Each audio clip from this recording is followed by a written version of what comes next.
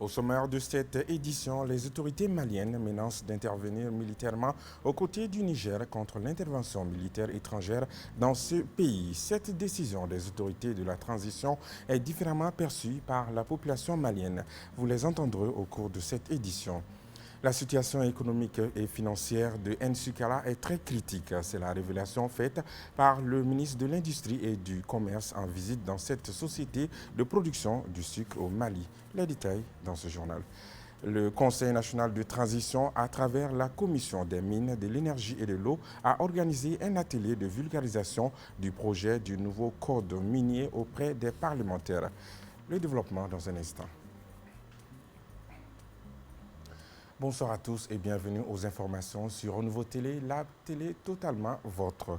Toute intervention militaire étrangère au Niger sera considérée comme une déclaration de guerre au Mali et au Burkina Faso, ont déclaré les militaires au pouvoir au Mali et au Burkina Faso dans un communiqué conjoint en date du lundi 31 juillet 2023. Aussi, ils refusent d'appliquer les sanctions des chefs d'État de la CEDEAO contre le Niger. Les détails avec Amadou Diarra.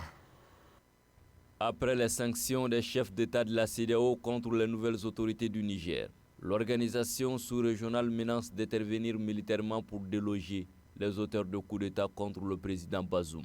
Face à cette menace de la CEDEAO, le Mali et le Burkina ont décidé de faire front commun. Dans un communiqué conjoint, les deux pays expriment leur solidarité fraternelle et celle des peuples burkinabés et maliens aux peuples frères du Niger. Les deux pays dénoncent la persistance de ces organisations régionales à prendre des sanctions aggravant la souffrance des populations et mettant en péril l'esprit du panafricanisme. Aggravant les sanctions inégales, illégitimes et inhumaines contre le peuple et les autorités nigériennes. À cet effet, Bamako et Ouagadougou refusent d'appliquer ces sanctions inégales, illégitimes et inhumaines contre le peuple et les autorités nigériennes. Avertissent que toute intervention militaire contre le Niger s'assimilerait à une déclaration de guerre contre le Burkina Faso et le Mali. Ils préviennent que toute intervention militaire contre le Niger entraînerait un retrait du Burkina Faso et du Mali de la CEDEAO, ainsi que l'adoption de mesures de légitime défense en soutien aux forces armées et au peuple du Niger. Ces deux pays mettent en garde contre les conséquences désastreuses d'une intervention militaire au Niger qui pourrait déstabiliser l'ensemble de la région, comme l'a été l'intervention unilatérale de l'OTAN en Libye, qui a été à l'origine de l'expansion du terrorisme au Sahel et en Afrique de l'Ouest. Depuis l'éminence du Burkina et du Mali de soutenir le Niger contre l'intervention militaire de la CEDEAO, deux camps se sont fait remarquer à travers les réseaux sociaux. Si certains saluent cette décision des autorités maliennes et burkinabées, d'autres, comme Aliou Boubacar Diallo, président d'honneur de l'Alliance démocratique pour la paix ADP Maliba, sont contre l'entrée du Mali en guerre. Commentaire Gabriel Keita. Depuis la lecture du communiqué conjoint des autorités de transition du Mali et du Burkina Faso, les messages de soutien et d'encouragement à ceux-ci fusent de partout sur les réseaux sociaux. Ces soutiens s'expliquent par plusieurs raisons. Selon certains, une intervention militaire de la CEDEAO au Niger pour rétablir le président Mohamed Bazoum au pouvoir risque d'avoir de lourdes conséquences dans les pays du Sahel au plan sécuritaire et humanitaire. D'autres justifient leur soutien aux autorités par le fait que dans un passé récent, le président Bazoum a tenu des propos qu'il juge déplacés contre les autorités de la transition du Mali. On pense aussi que la menace d'entrer en guerre contre la CEDEAO aux côtés du Niger va dissuader les autres pays membres de la CEDEAO d'engager une intervention militaire au Niger. D'autres Maliens sont fortement contre l'entrée de notre pays en guerre. L'un des porte-voix de cette tendance est le président d'honneur de l'ADP Maliba, Aliou Boubacar Diallo. Dans une publication sur sa page Facebook, il condamne les coups d'État comme mode de prise de pouvoir avant de s'opposer à l'entrée du Mali en guerre pour défendre les putschistes du Niger. Dans notre constitution, nouvellement promulguée, il est écrit dans son article 187 « Tout coup d'État ou putsch est un crime imprescriptible. Le Mali ne doit pas entrer en guerre pour défendre ce que lui-même a interdit », rappelle le président d'honneur de l'ADP Maliba. Comme lui, le président de l'Alliance des forces démocratiques, Dr Mourbo Souare, s'oppose à l'entrée de notre pays en guerre. Pour riposter à la tentative de coup d'État au Niger, la communauté économique des États de l'Afrique de l'Ouest, CEDEAO, a pris une batterie de sanctions politiques et économiques pour rétablir le président déchu Mohamed Bazoum dans ses fonctions. Elle menace de recourir à la force au besoin. Cette option de la CEDEAO est rejetée par des Maliens qui militent pour un soutien à leur autorité de transition. Écoutons-les au micro de Bakari M. Sidibé. Moi, en tant qu'Africain d'abord, plus particulièrement malien, je vois que l'intervention de la CEDEAO au Niger, c'est pas normal. Parce qu'on ne peut pas aimer le Niger plus que les Nigériens eux-mêmes. C'est à eux, c'est-à-dire de régler leurs problèmes. Si jamais la CEDEAO intervient au Niger, c'est normal aussi que ces pays frontaliers, comme le Mali, Burkina, et même la Guinée ne fait pas frontière au Niger, mais je crois que c'est normal. Ils doivent intervenir contre la CEDEAO parce que ça nous donne une idée, c'est-à-dire de la fraternité qui existe entre les pays africains d'OTAN. Donc, ils veulent ressusciter cette fraternité. Donc, on est tous des Africains. Bon, pour moi, cette décision de la CEDEAO est mauvaise. Et ça crée beaucoup de divergences au niveau de la sous-région. Ils doivent intervenir au moins médiatiquement pour résoudre les problèmes et non pas militairement pour aggraver les choses. C'est ce que nous avons besoin, c'est ce qui nous manque aussi. Parce qu'aujourd'hui, si on se laisse les uns par les autres, ça finit par autre chose. Mais quand on se soutient dans les décisions, pour moi, c'est une bonne idée. Le Mali, la libération du Mali et du Burkina ont été une libération qui m'ont plu beaucoup et moi je le soutiens.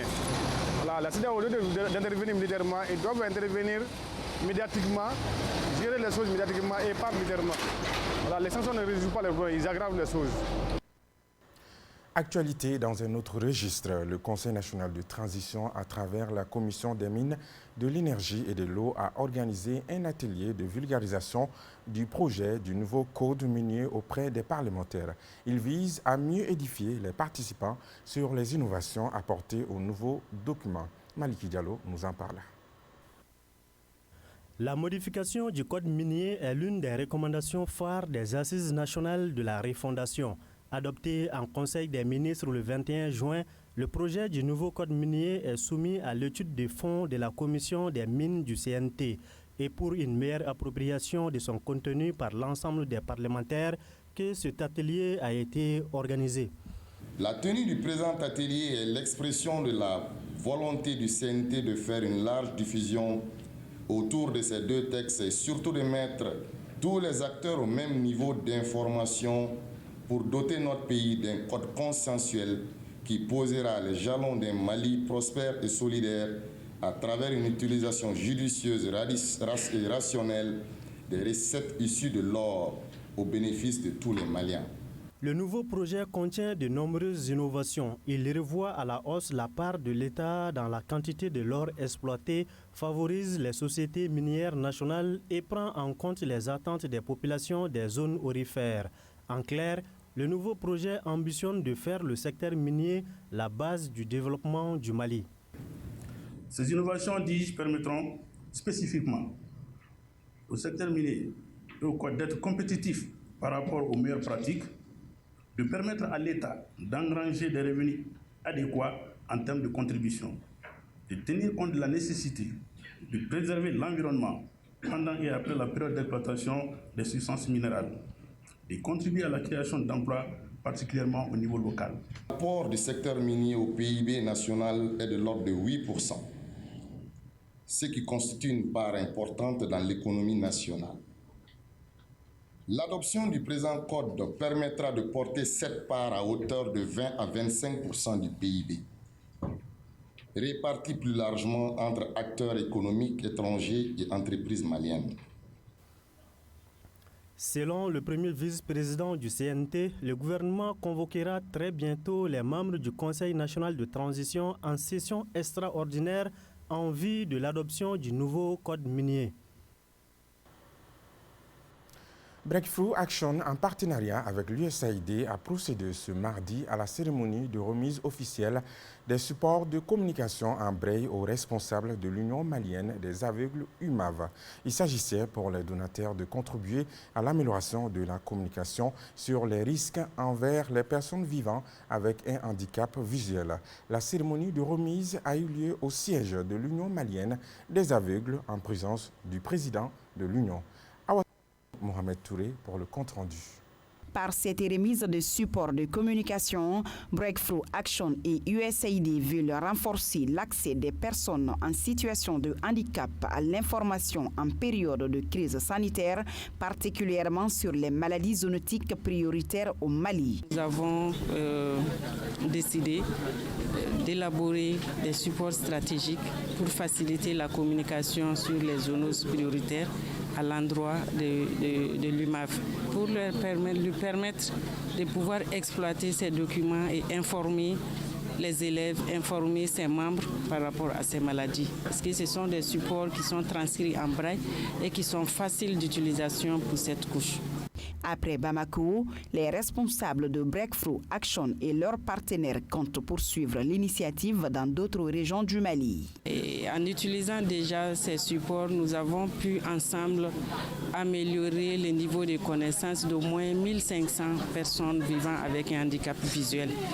Et c'est seulement au niveau de Bamako, mais ces interventions concernent également les régions. Le président de l'Union malienne des aveugles et la directrice régionale du développement social et de l'économie solidaire du district de Bamako ont remercié les donateurs pour ce geste humanitaire en faveur de l'UMAV. À l'entame, je remercie beaucoup Breakthrough Action et l'USAID pour avoir pensé aux personnes vivant avec handicap visuel concernant les maladies zoonotiques.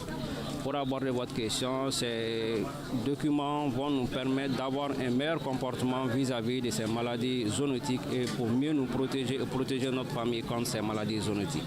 Dieu merci, avec l'USAID, avec Breakthrough Action, nous sommes parvenus aujourd'hui à avoir cet outil. C'est la raison pour laquelle je dis que c'est un outil précieux et capital pour vraiment nous, qui va soulager non seulement leur souffrance, mais également renforcer leurs compétences et être au même niveau que les autres. Cette cérémonie de remise a été couplée avec le dialogue communautaire en vue de la documentation des réalisations de Breakthrough Action en collaboration avec la FEMAF.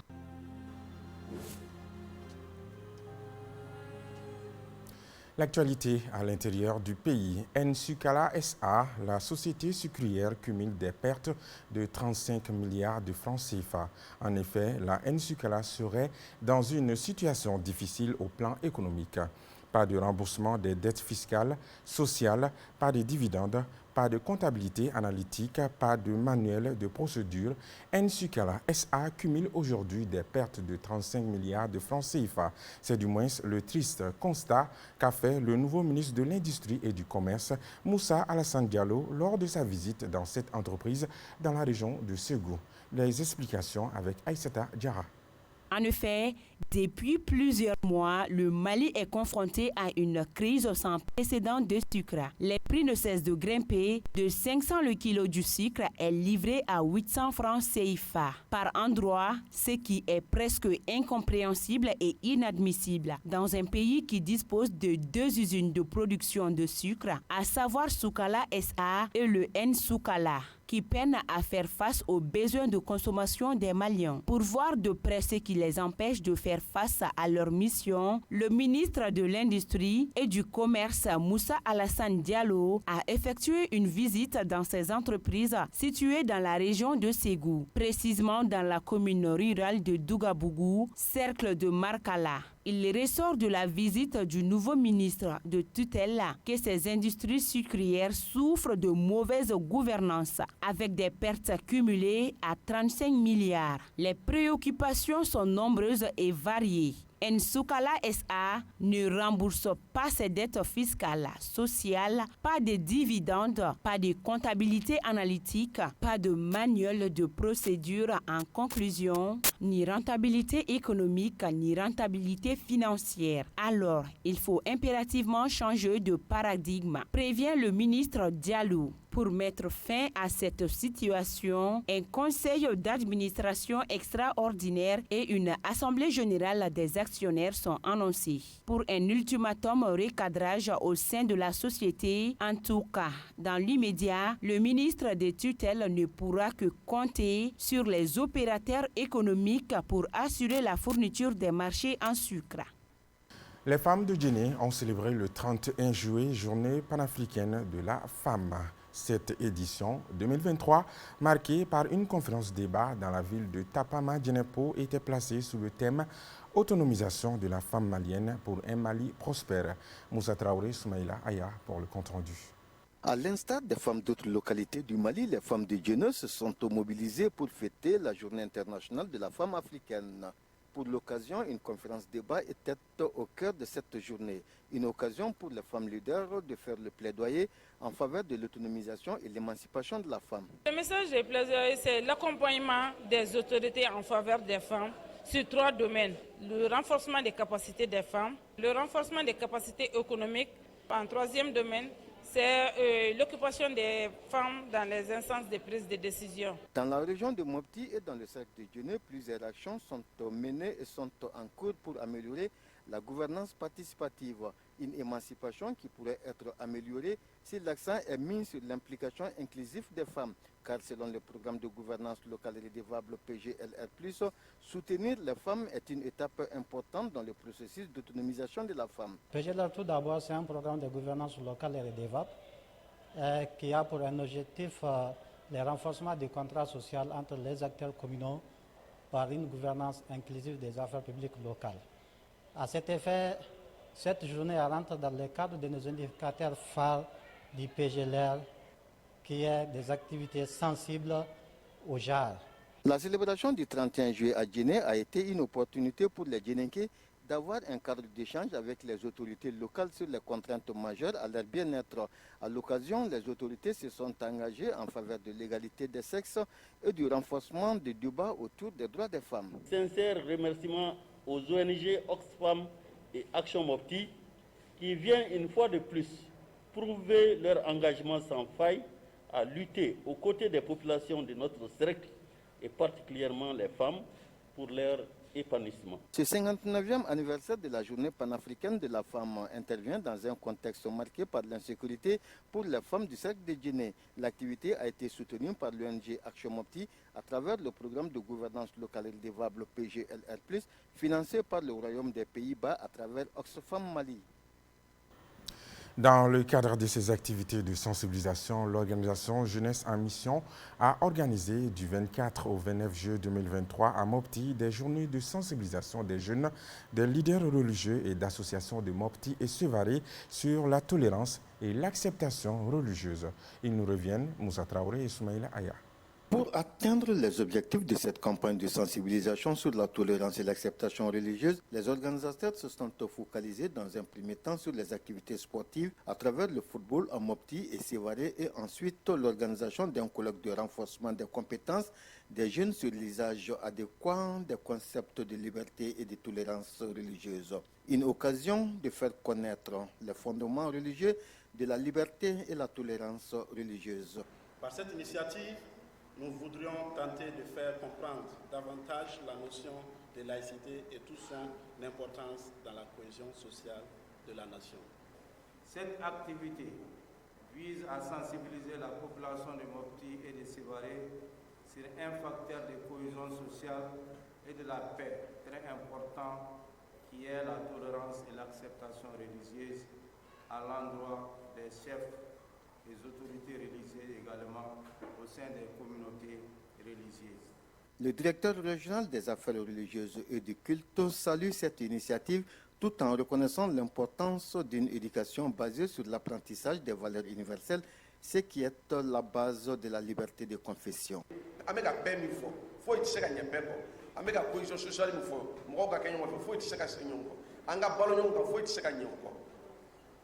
Ni min kɛra n'o t'o ye o ye mɔgɔw yɛrɛ de ka ko donné a la n'o tɛ diinɛ si tɛ min bɛna fɔ ko i ni mɔgɔ ɲɔgɔn kana sigi.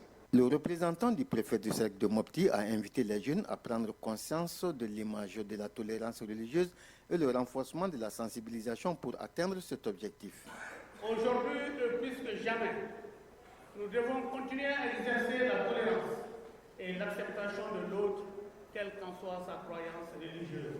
Ce sont des éléments indispensables pour la paix et pour le bon vivre ensemble.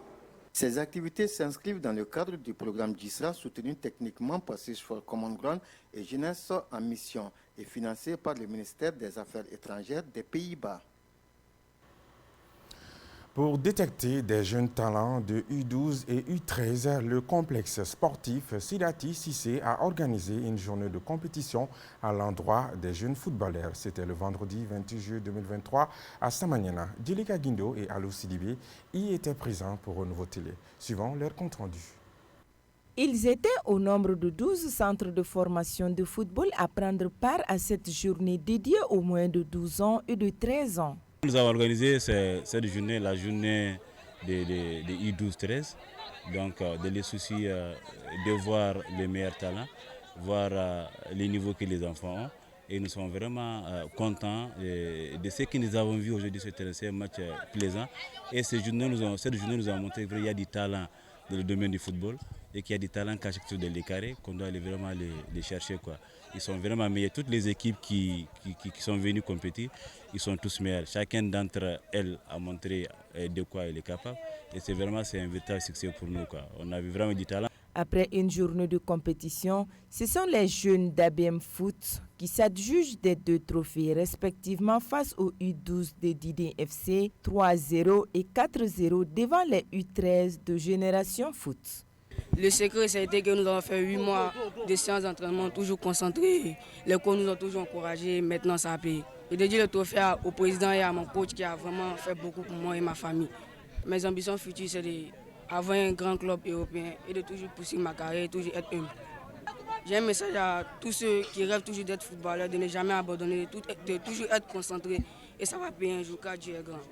Ce n'est pas la victoire de ABM Foot qui est plus important, mais plutôt les talents que nous avons découverts à travers ces gens-là qui sont de la rue, qui sont de l'essence, qu'on peut compter sur le domaine du football, quoi. Le foot, c'est l'innovation. Et chaque année, nous allons faire des journées, Inch'Allah, si Dieu le veut. Il y a déjà une compétition qui est en cours, la coupe Sidati Cissé, qui est le papa du président. Il a décidé d'organiser une coupe à son nom, et cette coupe suit son cours. Au classement général, chez les U12, la 3e place est revenue à Kamafoot. Le Didé FC occupe la 2e place et l'ABM Foot premier. Chez les U13, l'ABM Foot occupe le premier rang, la Nation Foot 2e et Didé FC boucle le classement.